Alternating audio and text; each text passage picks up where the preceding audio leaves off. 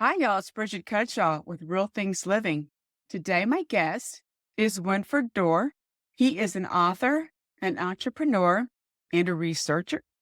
His company that he founded is called Zing Performance Limited. Can you say hi, Wynford? How you doing, Bridget? Doing great. I'm glad we're connected. I'm glad what you're focusing on. My understanding is to help how we change our mental health solutions. We focus like you had mentioned before I started recording on medication. And so what prompted you to go down this path to help people? It's important for sure. Oh, wow. Well, I was running various businesses and I was, in people's eyes, very successful. But I'd got an unhappy daughter. And then I was a couple of hours away from home one day and I got a phone call to say that she'd attempted to take her life. By that time, she was in her late teens and early 20s. We'd taken her to every consultant going, every therapist going. And the best she was told was she's got to learn to live with her problems. So, so I decided that on the way to the hospital, which was 2 hours away, I decided that if she was to live, then the universe would ensure that I spent the rest of my time working hard on finding out why Susie couldn't learn, why she couldn't take information in, why things that were easy to my other children were almost impossible for Susie. And so that started me on the journey. So I ended up selling my other businesses and put all of my time, money, and effort into researching the brain. And what I discovered is mind blowing. Forgive the pun. That's okay. Along the way, Bridget, what I've realized is that our whole approach to mental health is strangely very different to our approach to physical health. When it comes to physical health, we get the concept. Eat properly, do exercise, you make yourself physically stronger and healthier. The same is true of mental health, but we don't think like that. With mental health, we assume we're born with a certain level of intelligence. And if whatever life throws at us means we haven't got enough mental resources to deal with it, we've got to put up with that. We either have medication to help us cope with anxiety or depression or ADHD, or we have therapy or some combination of those. We never think about the fact we can increase our mental capacity to take it to a new level. We don't think about increasing our mental strength and resilience so that we feel and behave on top of what life is throwing at us. So that's the essence of what I've spent the last 25 years researching. Along the way, of course, I've met some incredible neuroscientists. And what I see is there's thousands of incredible neuroscientists around the world who are brilliant at creating what effectively becomes pieces of a jigsaw. They know everything about the functions of one little part of the brain, but not enough people are doing the jigsaws. So I came along when I was looking for a solution for Susie. I came along and saw a bit of research from Harvard, was linking up with a bit of research from Sheffield University, was linking up with some research from Italy, and so on.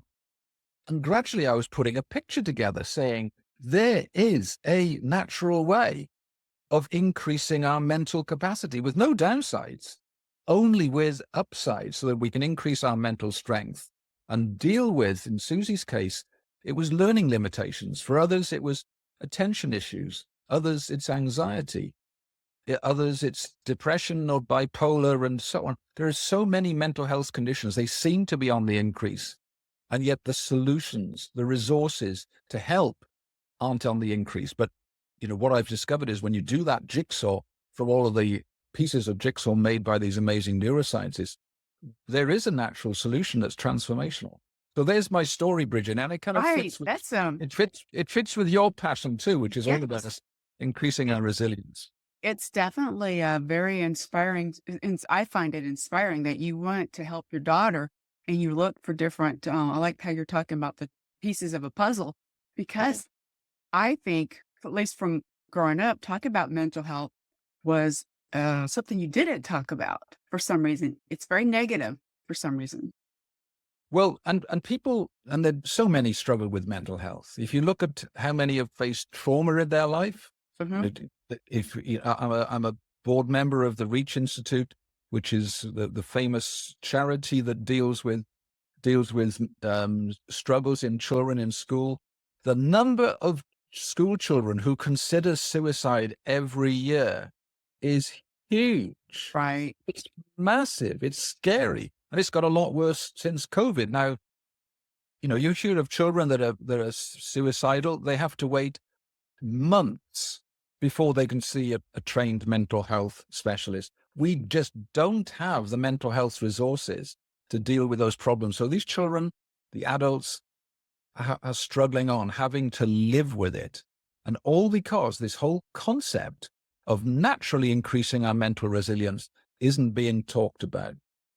Right. That's something like you mentioned. We talk about this, doing sports and to keep your physical stuff. What we need to do activities for our brain, right, to make it stronger and healthier. Set the right, keep it. Everybody's body is different as well, is my understanding, and I'm assuming your brain is going to be Yeah, every brain, your brain is very different to mine. Every brain is unique. So when we developed this, with our first research project was over 40,000 people, and we collected all wow. of the research data, we realized we had 40,000 different brains. So they needed different stimulation. Fortunately, primitive AI was available when we started doing this research. So we were able to harness that and create personalized activities for people to do. And they're activities, they only take 5 to 8 minutes a day. And you only have to do them for, say, 90 days. In the case of dealing with anxiety, we're dealing with that in 30 days. So the results you can get are remarkable, they're fast, and they're lasting. So there's two things that reduce our mental capacity, Bridget. One, tell me if I go on too long. I love this topic. But one is, if there was some trauma in early childhood, the bit of the brain that develops and automatizes our various skills is stunted in its development. So it's what explains ADHD symptoms. It's on the Ah, increase. okay. It's what explains dyslexic symptoms, people struggling with reading. Whether or not they're diagnosed, if they're struggling with reading, they've got a skill that hasn't been fully developed. And those that are slightly clumsy physically or slightly clumsy socially. So whenever any skill hasn't been developed, two things. First of all, that skill is not going to be very useful to you. You're not going to be a natural at that skill.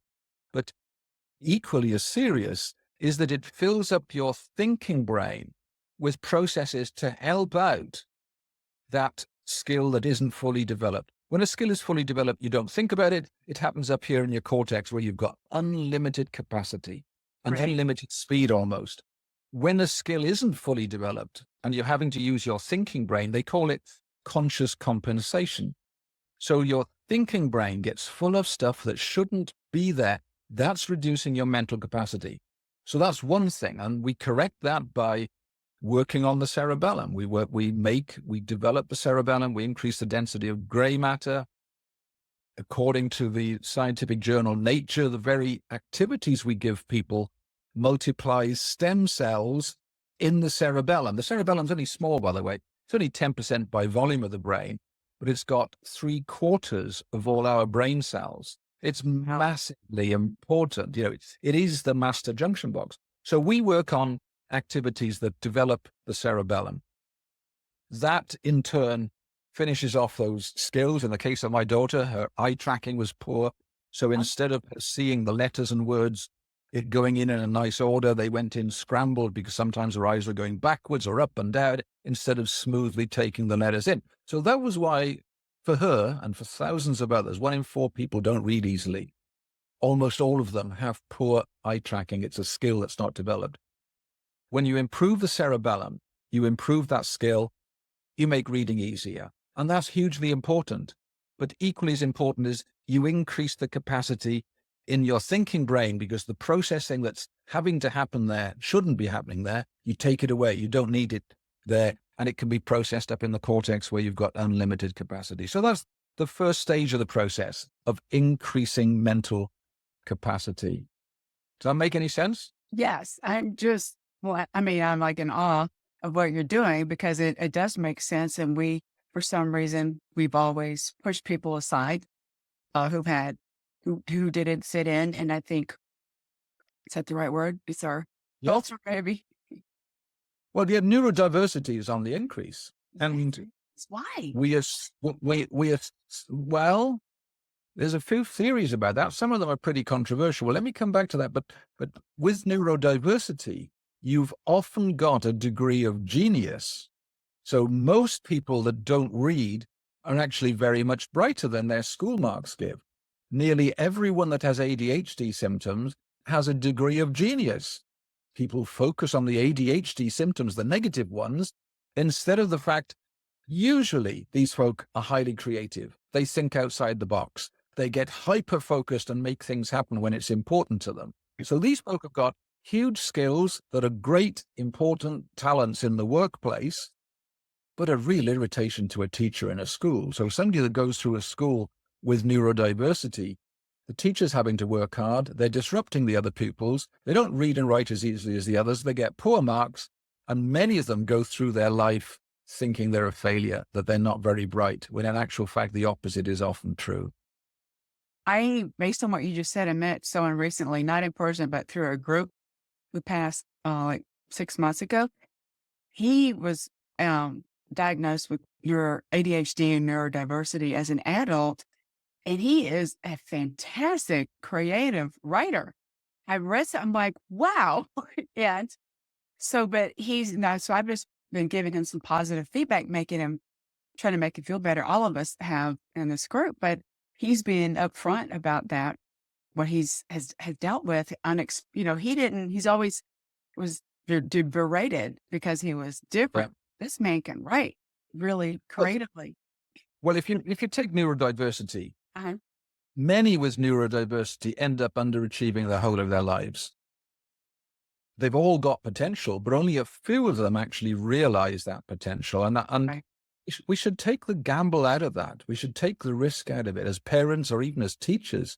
We should be saying, before we diagnose them, Yes. let's drive the development of any hidden potential that's there. Let's show that potential before we put a label on them, a Yeah. diagnosis, which is permanent for life. How scary, how cruel is that? It's like putting a tattoo on their forehead. Oh, I'm ADHD or I'm dyslexic, whatever it is. Don't do that until and unless you know for sure you have driven every bit of development into their brain, particularly into their cerebellum, because very often you can get rid of those symptoms now, just with simple activities for a few weeks. It can be, the nice thing about the cerebellum, Bridget, is that when you change that, you change it for life. So let me give you an example. I don't know, what age were you when you learned to ride a bike, do you think? Me, and I started, I think, 7, 7, around 7. yeah. So you could, like I did, I learned around 6 or 7. When I was 17, I got a car. I put my bike away for 25 years. Didn't touch it. I drove my car. Then I realized, oh, I need a bit of fitness. I got my bike out. I pumped up the tires. I got on it and I rode. Now, if you and I don't speak for 25 years, and I hope we do, I might well forget that Cutshall is spelt Cutshall. But today I remember it, but that's not my cerebellum. That's my hippocampus. That's where the facts go into the brain. When the cerebellum learns something, it's permanent. So when we walk, when we talk, even the languages we learn and the accents and dialects we have, all of those things are developed with the help of the cerebellum. When the cerebellum does something, that's it for life, or at least until we go into mental decline, sadly, which many do. Right. So when it comes to mental decline, perhaps I should add, with that those that qualify for certain types of Medicare treatment, Medicare now covers my program to recover, to deal with cognitive decline in seniors. So there are folk in high places beginning to realize the potential of this new, revolutionary, natural, I think it's going to become mainstream before long, approach to improving our overall mental health. It is so important what you're doing. I didn't realize, this research or not research, this company that you've started, and we could help so many people with what you're doing. and it can help destigmatize. I think it's stigmatized, right? Is that the right word? It absolutely is the right. Yes, there is a stigma. There's a total misunderstanding about mental health. When we see people with anxiety having panic attacks, often people will say, pull yourself together. They don't realize if you're having a panic attack, the brain has taken over. You have no option. You're in fight or flight. Or if you have some form of phobia, you have no control over that. If you're ADHD and you can't focus for long, you have no control over that. So there are so many wrong assumptions about various types of mental health, including neurodiversity.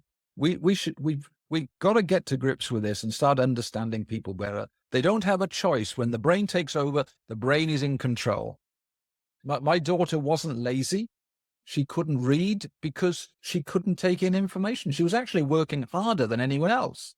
The kid that's playing with his pencil or distracting the other children because he can't concentrate for long, he's not choosing to behave like that. If he's got ADHD, that's the way it is. And the big assumption is we assume they're not as bright as they are. So Right. sometimes they go right through school being told you'll never make anything of your life. And then they go ahead, only a few of them do, but they go ahead and make millions because they're successful in business. Or like your friend you're just talking about, he's got a huge creative brain. It isn't discovered till after they're out of the education system. Yes, exactly. I think we need to, I'm not sure if I'm using the word right, the protocol, we should stop or change. It needs to be adjusted, right? We need to scrap the present system. It's based upon science that's decades out of date and start looking for potential. Teachers aren't even trained to look for potential. I don't blame, I own some private schools, so I'm a big fan of teachers and teachers work very hard at it, but teachers are not given the tools to identify what learning issues are. That's right. You know, in their teacher training, if they're lucky, they'll get half a day on learning difficulties. And then when they get to the classroom, almost all of their one-to-one time is spent on those children that are struggling with learning difficulties. So, you know, we're not even teaching the teachers how to deal with this. We're not teaching them the neurology of learning. It's a bit like, you know, a classroom is a bit like a room full of buckets, and teachers' job is to fill those buckets with knowledge, which is great.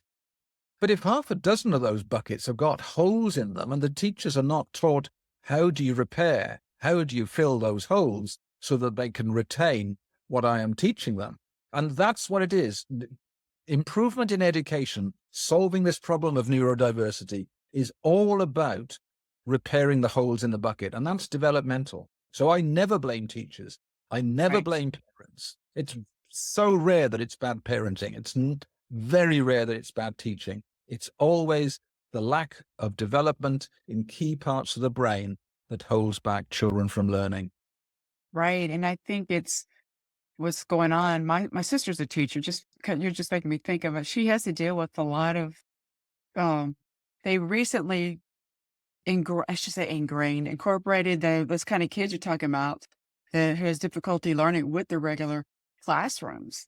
And it's causing more, I shouldn't say chaos, but it is causing more. I don't know why they did that. I don't know if it's the particular county or the state, I don't know Well, what uses the that. handling of neurodiversity varies from town to. It really is a lottery whether you've got a local authority that's Yeah. doing it right Understands the it? right way, Yeah. that understands it. You know, education is run by educationalists, and they do a brilliant job. The whole quality of teaching in the Western world is stunning.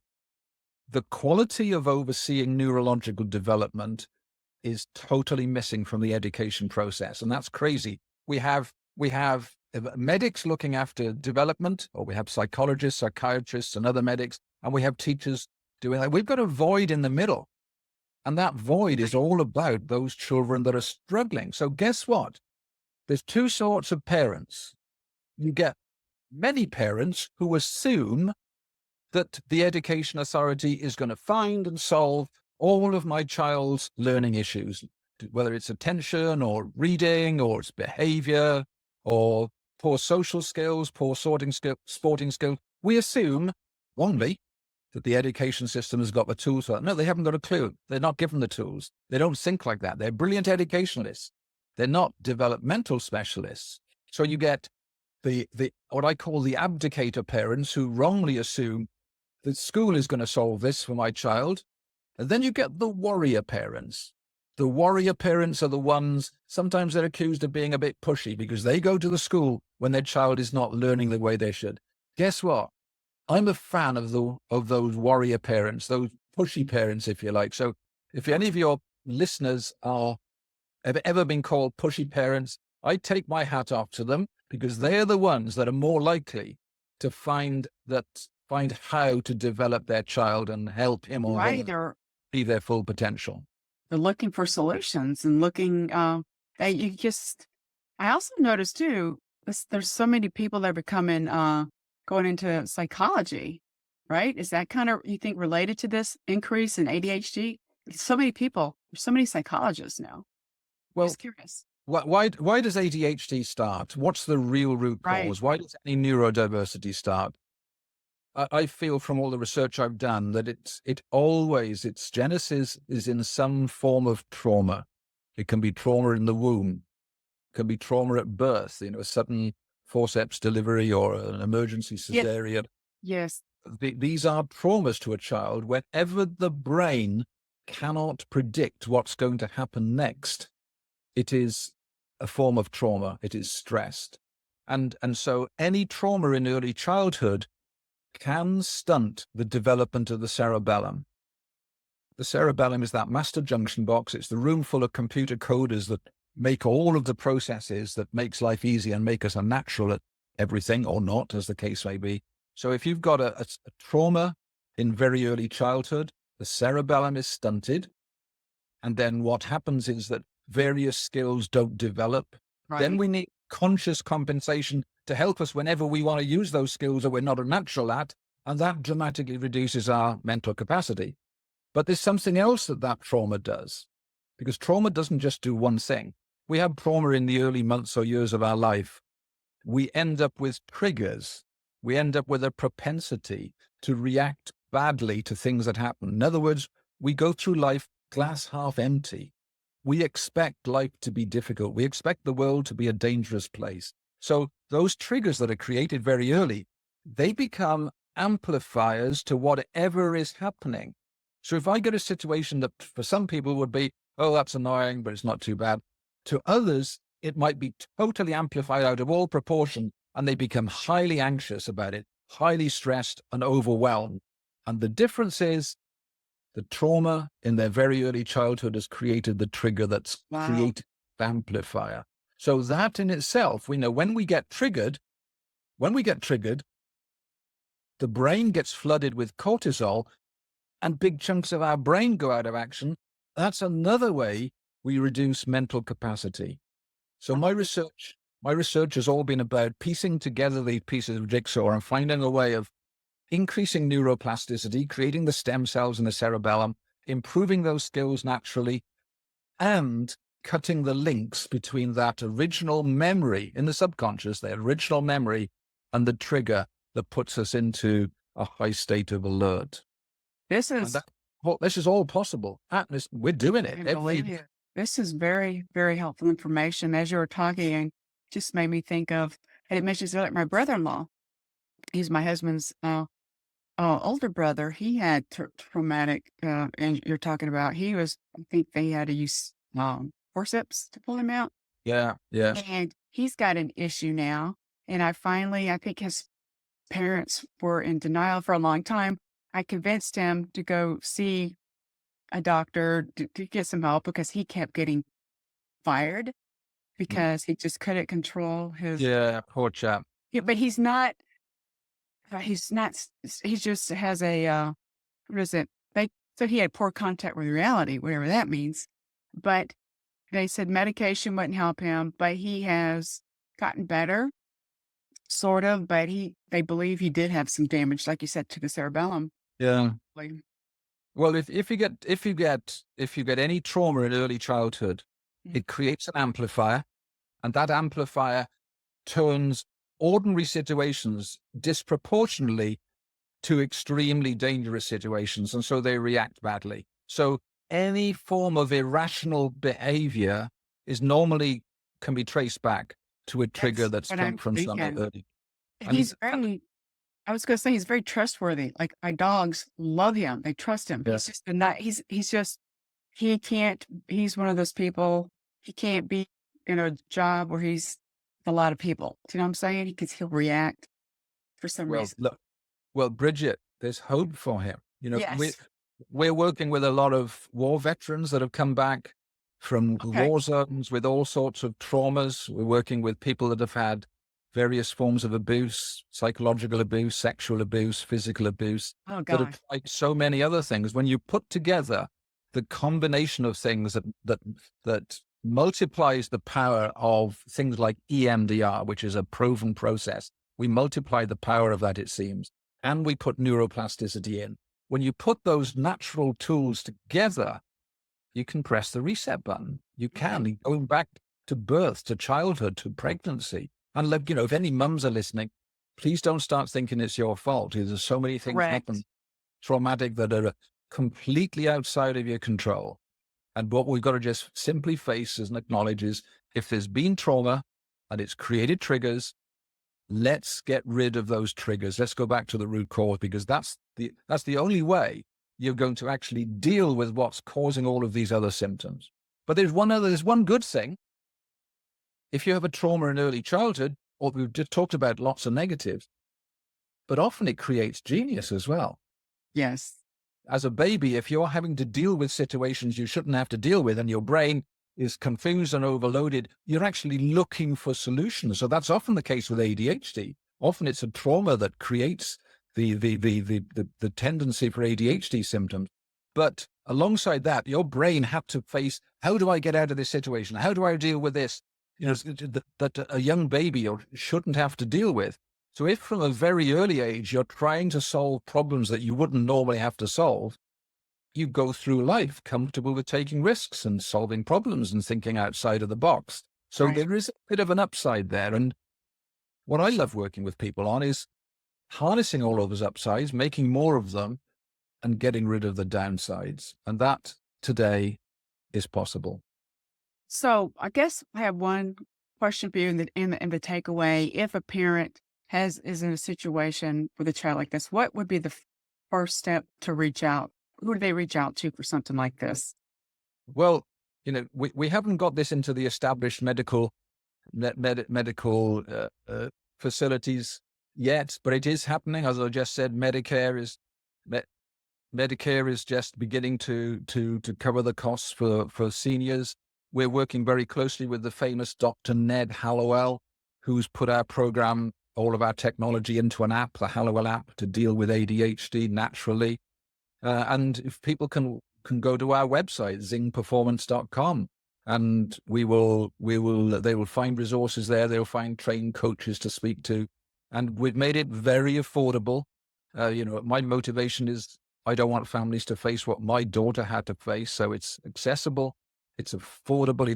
It's not expensive, but it still comes with a money back guarantee, because we simply want to help people, Bridget. And there's millions out there that could benefit and are going through life struggling when they needn't be.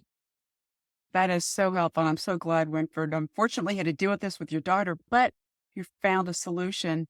You went down that path and helping so many other people, other families, and it's so important. And your website, my understanding, is zingperformance.com, you said? Just want to make sure. Zing, Okay. zingperformance.com.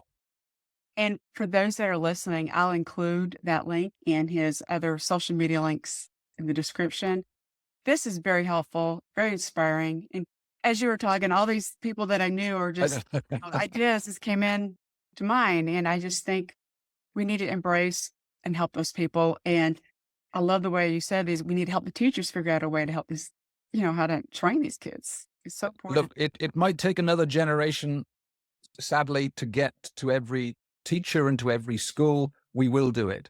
But there's millions out there who've warrior parents who can take responsibility on themselves. I'm not wasting my child's next 20 years. Today, they need help in school. And if I'm an adult struggling, like you mentioned, your brother-in-law, if he's struggling with the effects of trauma and is struggling with holding a job down, he's probably got huge potential. we could press his reset buttons and show him really what he's capable of, that would be quite a thrill. That's good. And I'm so glad he listens to me. So I'm set the lick. His his brother's married to me, right? So he trusts me. So That's great. Well, it's thanks for what you're doing, Bridget. well, thank you, Wynford. What you're doing is just beautiful and so helpful. Thanks for listening, everybody.